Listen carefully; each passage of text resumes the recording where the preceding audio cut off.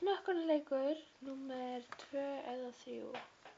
3, en númer 1 hann eittist út af YouTube. Já, og við erum að hlusta Harry Potter. Já.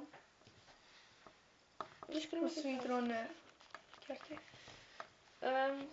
Hún eða ég. Þú byrjar. Ok, við verðum að hafa kerti mjög langt frá. Við erum með litaþema. Ég er með grænt og fjólublátt og grænt og fjólublátt. Ég er bleik í framan. Hún er bleik í framan.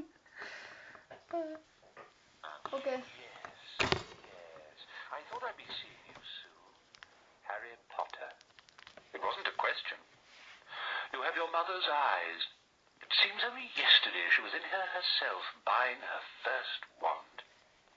10 1/4 inches long, swishy, made of willow. Nice wand for charm work. Mr. Ollivander moved closer to Harry. Harry wished he would blink. Those silvery eyes were a bit creepy. Your father, on the other hand, favoured a mahogany wand. 11 inches, pliable, little more power and excellent for transfiguration. Well, I say your father favoured it. It's really the wand that chooses the wizard, of course. Mr. Ollivander had come so close that he and Harry were almost nose to nose. Harry could see himself reflected in those misty eyes. Yeah. And that's where Mr. Ollivander touched the lightning scar on Harry's forehead with a long white finger. I'm sorry to say, I sold the wand that did it, he said softly. 13 1/2 inches, you, powerful one, very powerful. And in the wrong hands, well, if I'd known what that wand was going out in the world to do. He shook his head and then, to Harry's relief, spotted Hagrid. Rubius Hagrid, how nice to see you again. Oak, 16 inches, rather bendy, wasn't it? It was, sir, yes, said Hagrid. Good wand, that one. But I suppose they snapped it in half when you got expelled, said Mr. Ollivander, suddenly stern. Yes, they did, yes, said Hagrid, shuffling his feet. I've still got the pieces, though, he added brightly. But you don't use them, said Mr. Ollivander sharply. Oh, no, sir, said Hagrid quickly.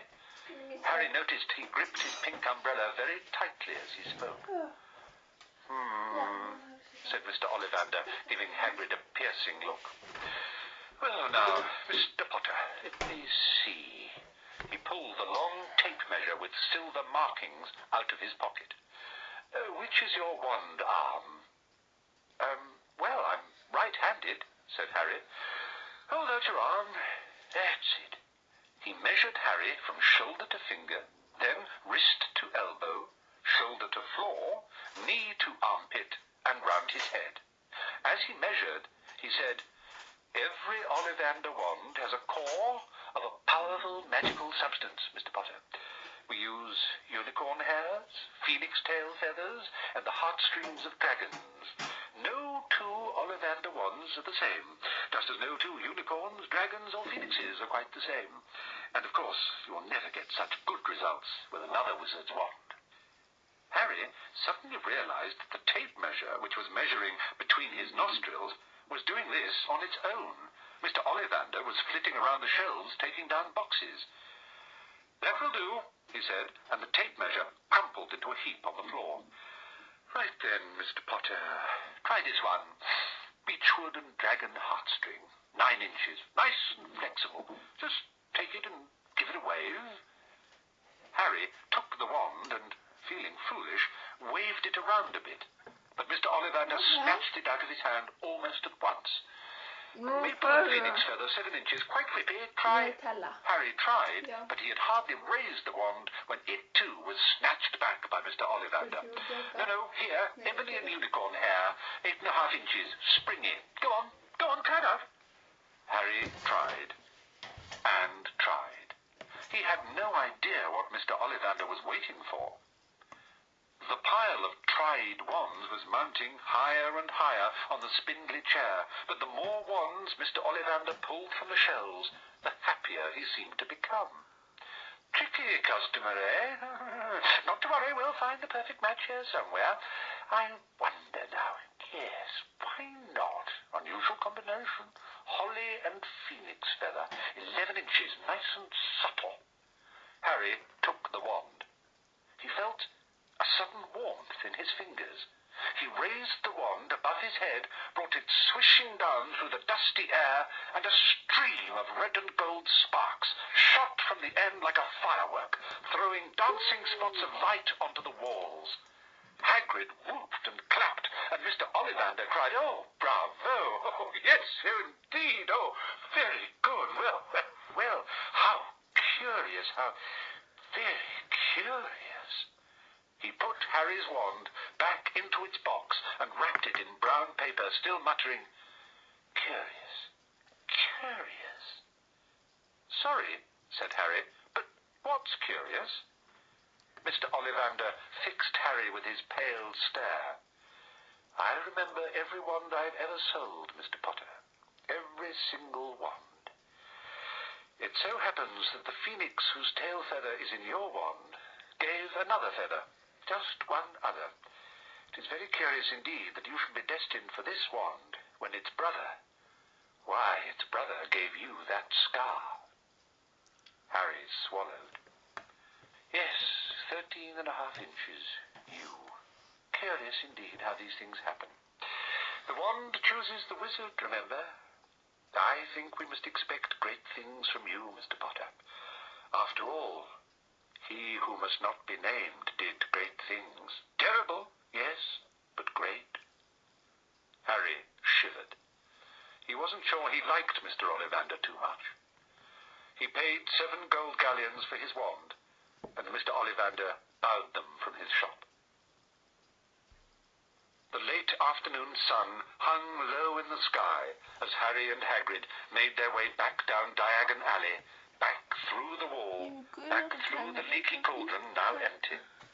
Harry didn't speak at all as they walked down the road. He didn't even notice how much people were gawping at them on the underground, laden as they were with all their funny-shaped packages, with the sleeping snowy owl on Harry's lap. Up another escalator, out into Paddington Station. Harry only realized where they were when Hagrid tapped him on the shoulder. "Got time for a bite to eat before your train leaves?" he said.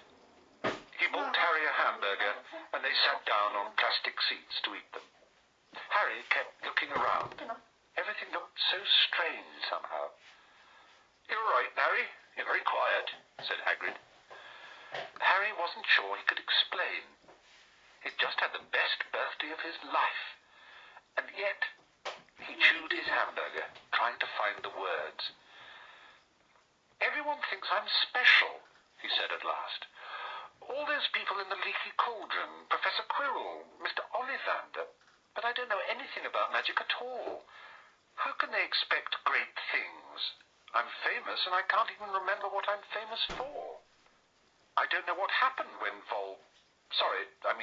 the night my parents died."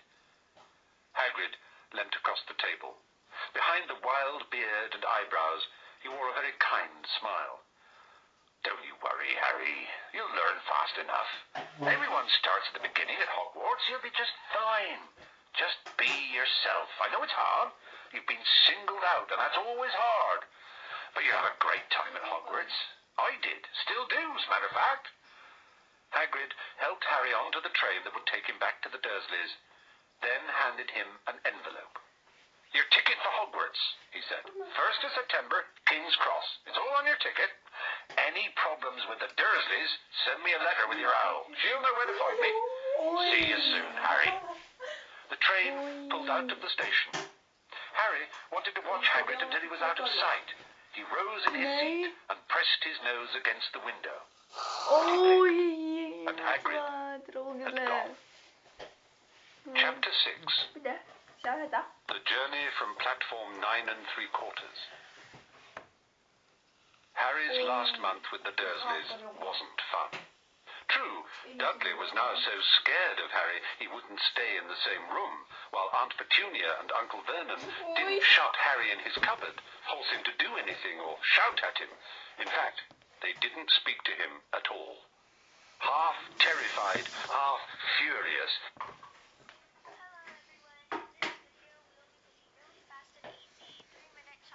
Ja, vaan.